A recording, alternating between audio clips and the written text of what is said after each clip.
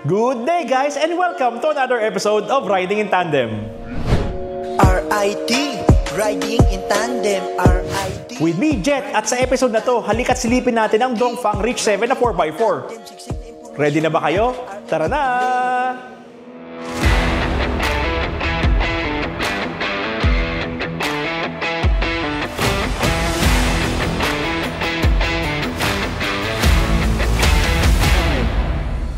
Dito naman sa harap mga katandem, kitang-kita nyo yung touch of elegance. May mga chrome trims sa V-shape na grille na napakalaki.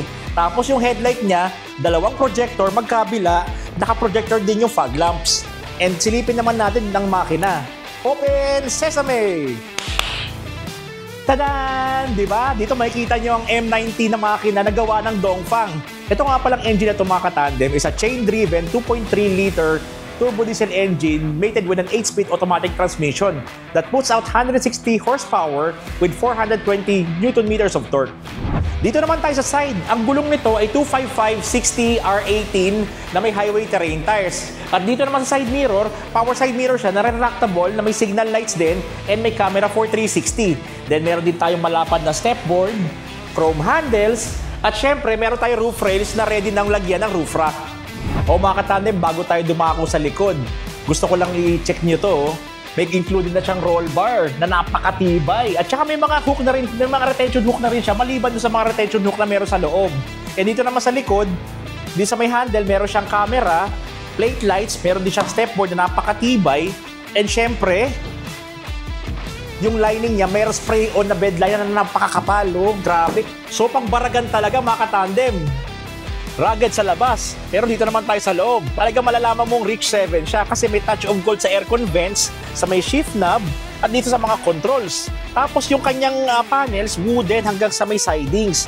Yung sa may leather naman niya, may mga stitches ng diamond dito, pati perforated yung leather seats. Pero hindi ito magpapaulit sa in-car entertainment dahil naka 12-inch na infotainment system to na patayo.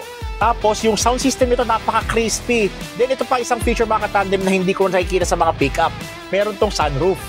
Dito naman tayo sa cluster gauge. Napakalinaw, nandyan lahat ng information, napakasimple. Tapos, yung steering wheel niya, hindi siya perfect round, may flat na part siya sa ilalim. Dito naman sa kaliwang side ng steering controls, nandito yung volume, yung pang-answer ng calls. Sa right side, nandito naman yung cruise control settings mo. Then mga katandem, isang feature dito na hindi ko masyadong nakikita sa ibang kotse is may pang-adjust yung level ng ilaw. So just in case na nakatingala ka at medyo gusto mong ibaba yung ilaw para hindi ka makasilaw, yan, pwede mong i-adjust dito sa may left-hand side ng controls. Then dito naman sa may bandang shift knob, nandito yung controls natin ng 4-wheel drive at dito yung 2H, 4H, and 4L. Then, meron din tayong mode dito, Eco, Sport, and Snow. Kaya pagka nag-snow sa Pilipinas, pagka naka-Reach 7 ka, handa ka na. O, yung mga mahilig sa gadget dyan, hindi kayo nakalimutan ng Dongfang. May charging port dito sa baba na USB Type-A and meron din lighter socket na pwede mo saksakan na isa pang charger pa. Then, meron din siyang sabitan dito para sa mga plastic bag na minamili mo. Meron din cup holder at sa center console naman, napaka-spacious niya. Check naman natin sa likod. Dito naman sa likod, yung seating position ko, I'm standing at 5'9", pero may one fist akong space sa taas at may one fist din ako space sa akin tuhod. Kung sitting comfortably naman, kahit mag-slouch ka, yan, saktong-sakto lang mga katandem. Ito nga palang front seat na to is adjusted yan sa driving position ko. And syempre, yung mga nasa likod na pasahero, huwag kayong malulungkot. Meron din kayong charging station dito. Meron nga rin pala tong aircon vents, meron ding reading lights, may handles, may 3 seatbelt, at may 2 pocket din sa likod. So ito mga katandem, try naman natin i-drive tong Dongfang Reach 7. So far, nung pagkalabas ko pa lang, nandito pa lang tayo sa malapit sa shop, medyo pansin ko medyo yung suspension niya on the stiffer side. So ito nga palang variant na ito mga katandem is upper 4x4 variant. So itong upper 4x4 variant, I think it's a mid variant do sa 3 variant na meron ng Reach 7, being yung Tiger 4x4 being the top of the line variant. Then next is yung upper 4x4, meron naman yung upper 4x2. So itong ginagamit natin ngayon is Reach 7 upper 4x4. So ito yung mid. Yung price range nga pala niya mga katandem, ilalagay na lang namin sa baba. Actually super affordable siya. If you want to avail a pickup truck na sub 2M price, then ito na yon. Kasi as far as I know, the engine and the body, or not sure kung if the hula. Pero for sure ako, yung M90 engine nito is with collaboration with one of the big brands sa Japan. Hindi ko na i-mention, pero you can do your research. Yeah, yun nga, meron silang collaboration dito sa project na to. This is yung sabi ko nga kanina, it's a 2.3 liter turbo diesel engine with 8-speed automatic transmission. So ito, ida-drive natin ngayon, i-check natin kung jerky ba yung transmission niya or smooth, yun no. Pero nung paglabas ko pala kaya, pag start ko, no, tahimik yung makina niya, tahimik tahimik sa loob ng cabin. Kasi I'm using an SUV. It's actually an old model, 2014, 2.5 diesel. Maingay sa loob ng cabin, narinig ko. Well, because meron na ako mga modification na ginawa. Pero this is quiet from yung sa cabin. And ngayon ko lang kasi ito katandem nakita sa umaga. Medyo busy ako these days, no, na yung ngayon ko lang nakita ng ganitong napagmasdan ng ganitong katagal yung loob. Ang ganda ng loob niya kasi if you look outside, it's rugged, no? It's a pickup truck, 'di ba? Pero pagdating mo sa loob, andito yung touch of elegance eh. May mga gold trims. Ito may mga gold lining sa may mga shifters, yan. Tapos wooden panel siya, no, mga katandem. Tapos yung leather sa may sidings niya, saka sa mga upuan, may mga stitches pa-diamond. Yun, kaya nga siya Rich 7 kasi pangyayamanin siya, mga katandem, di ba? Pero yung presyo, hindi pangyayamanin. So affordable siya, mga katandem, kasi alam mo naman ngayon, tinanggal na nila yung yung tax exemption sa mga utility vehicles like this one, no? Yung mga pickup trucks ngayon, they're yung pricing nila 2M and up, 'di ba? So mapapaisip ka na talaga, pero dito okay siya kasi for me, yung price point niya is for its performance and looks is okay.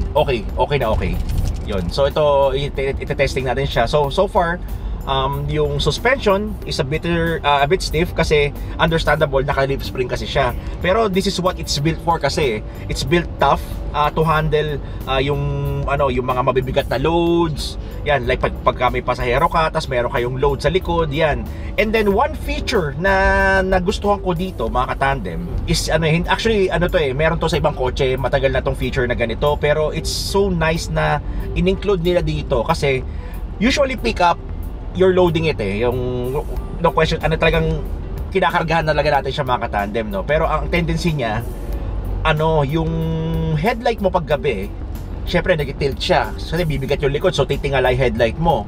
So ang tendency ng mga katandem, delikado para sa other motorist na kasalubong kasi nasisilaw sila.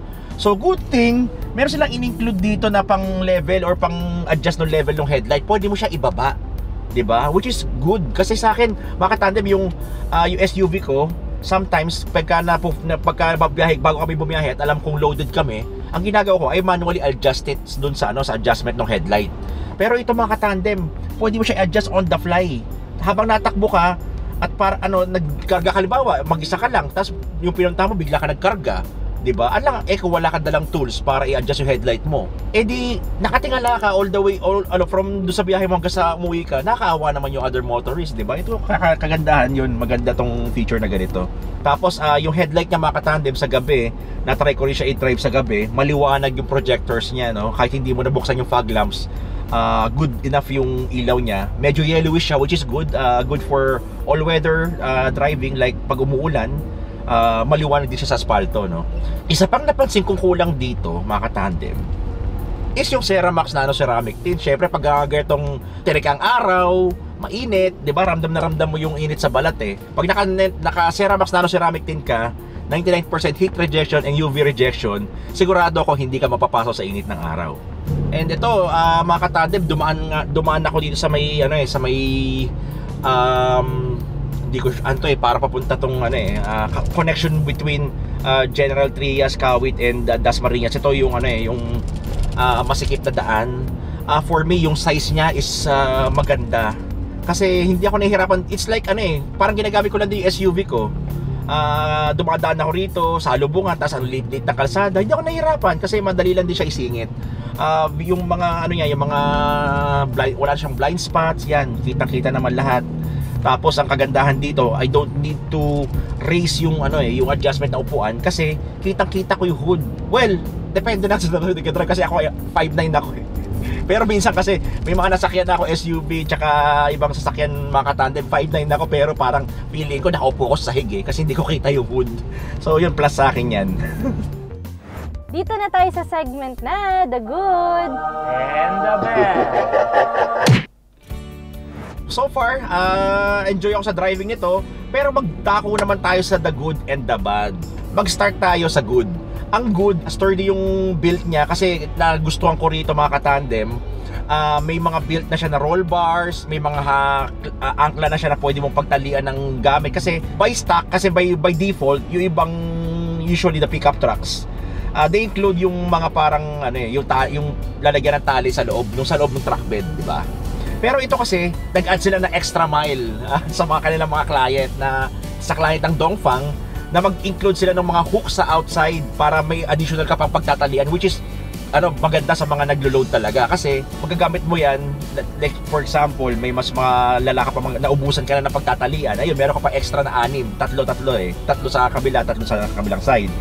Then another good, kasi may mga nakita na ako mga nirelease sa ibang brands na pickup truck na yung truck bed is walang nakalagay, like bare paint. Ito talagang include sila ng ng spray over na truck bed lining na napakakapal at napaka-rugged, grabe makatandem. Kinukutkot namin ni Doc no isang araw hindi namin makutkot, sobrang tibay talaga. Parang siyang crocodile paint eh. So durable siya. And another good is yun, sinabi ko na makatandem yung yung adjustment na headlight. Okay na okay sa akin yan at okay na okay rin sa ibang motorista.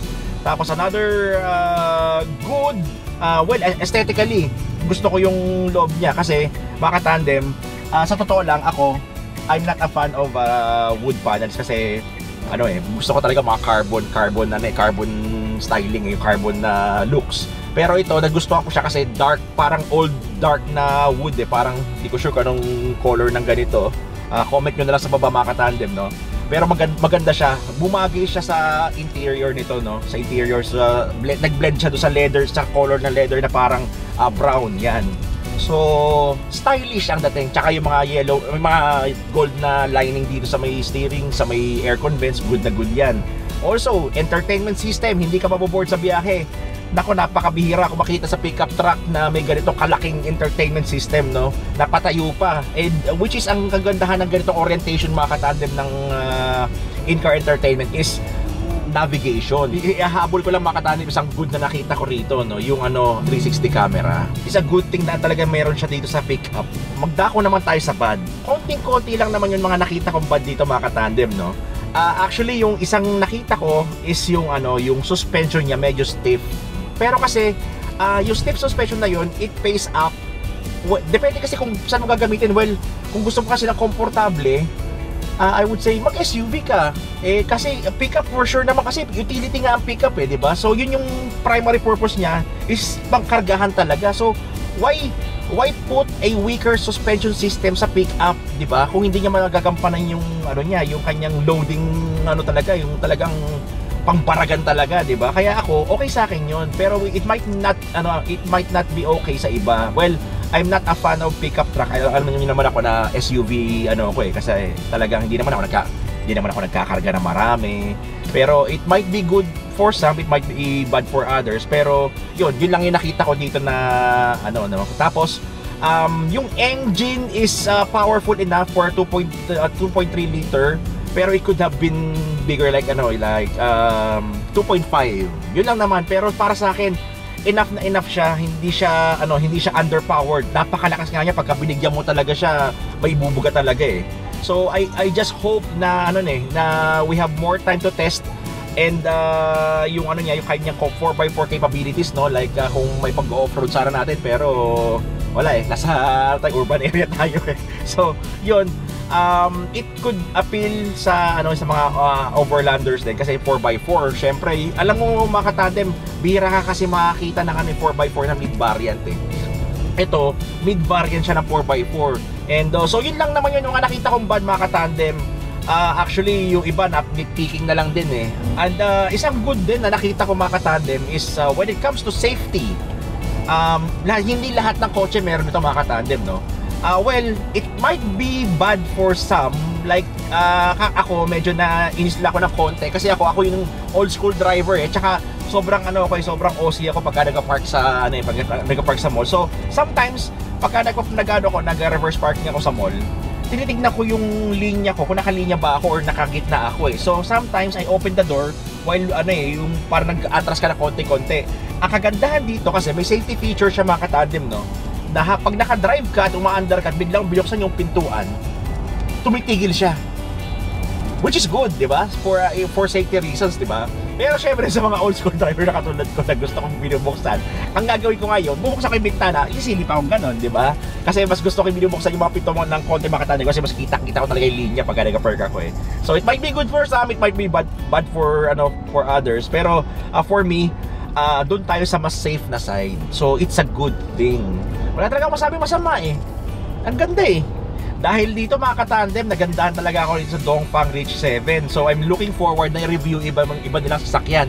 And na-review na nga pala ni na Doc RM yung Dongfang na Nami. So check nyo na lang sa link na to.